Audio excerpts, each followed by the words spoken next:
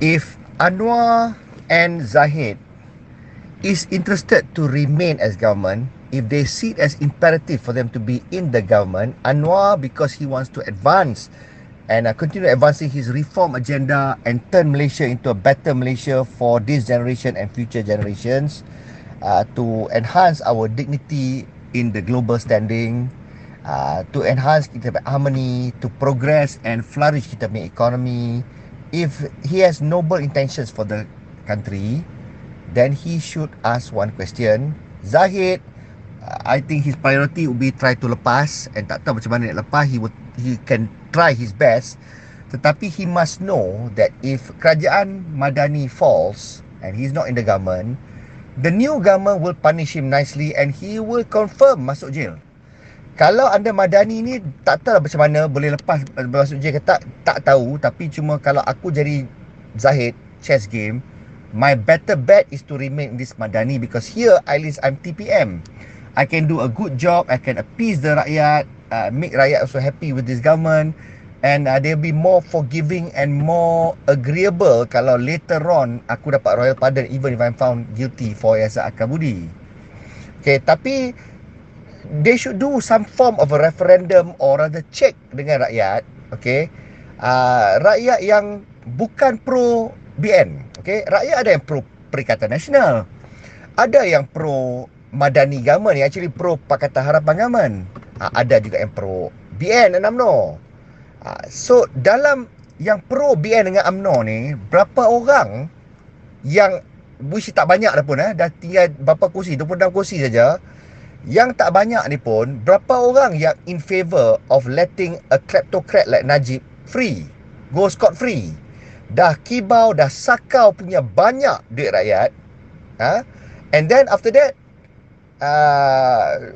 nak abuse the court process, fitnah judge sini sana, create all kinds of ruckus and all kinds of instability in the government. Dia punya geng-geng juga lah force an election. Jadi rakyat has suffered and rakyat are tired with the rhetorics of Najib. And mostly orang tak boleh forgive what he has done. Dia dah sapu duit punya banyak. Bukan dia saja, bini dia, anak-anak dia tak bayar tax dengan semua. It's just so much. And we know what he did when he was in power.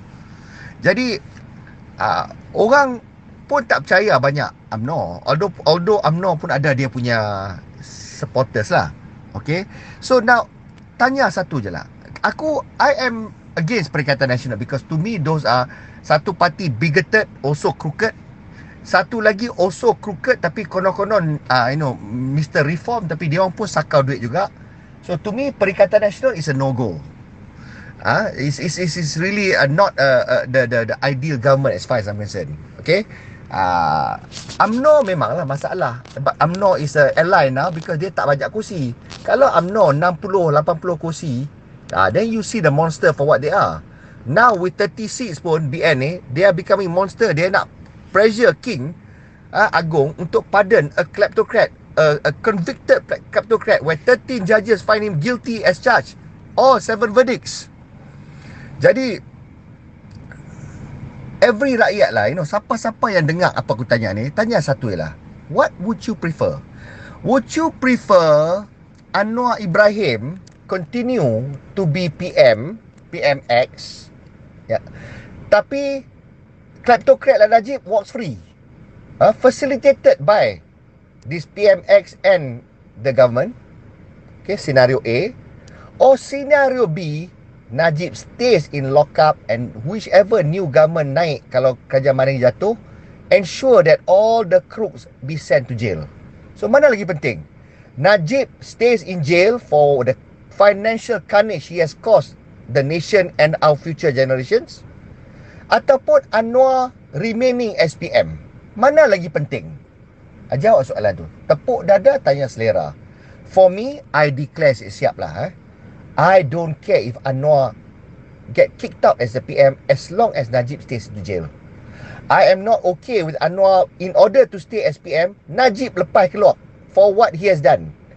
Where does the buck stop? Where? Bila kita where is accountability? What kind of reform did we vote for? What kind of good governance are we rooting for? Kalau somebody yang dah sakau berbilion-bilion, but then PM dengan Agong, a few individuals can maafkan kecurian tu, condone and to a certain extent complicit to allow those people to go scot-free, and kita tanggung berkurung-kurung, bergenerasi-generasi kita kena tanggung hutang tu, kita kena bayar and work hard, blood money in order to pay back. Then to me, for what? Why do we want that kind of government? Maknanya is a kleptocrat government. Kalau Anwar is running a kleptocrat government that favours kleptocrat and allowing pardon, then I don't want Anwar to be PM. I rather Muhyiddin jadi PM. At least Muhyiddin ensure the biggest heist that was done by Najib is paid for, and with Perikatan Nasional we can be sure that all the crooks in UMNO will go to jail. Muhyiddin dengan Adi Awang pun kalau crook, itu I tak tahu lah macam mana. Tapi to me, to what extent dia punya crookedness tu tak proven pun. Ini dah proven. Kalau you lepaskan, at the same time you want to go after Muhyiddin for an alleged corruption, jana wibawa. That is hypocrisy to the highest. Hypocrisy is munafik. I don't want munafik government. Jadi to me, all depends. Because Anwar nak jadi in the Pardons Board, maybe dia nak question certain things.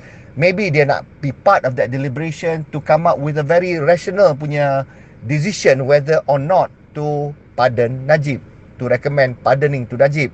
The kings, the conference of rulers will also meet and discuss to know, at the end of the day, how do they want to be perceived? Do they want to be perceived as complicit and hand in glove with kleptocrats? Melepaskan the public damnation and the misgiving of the rakyat will be endless for eternity. This will go into history. How does Anwar want his legacy to be remembered? How does Kerajaan Madani want to be remembered? How do the kings want to be written in history? These are all primary considerations for all the parties concerned.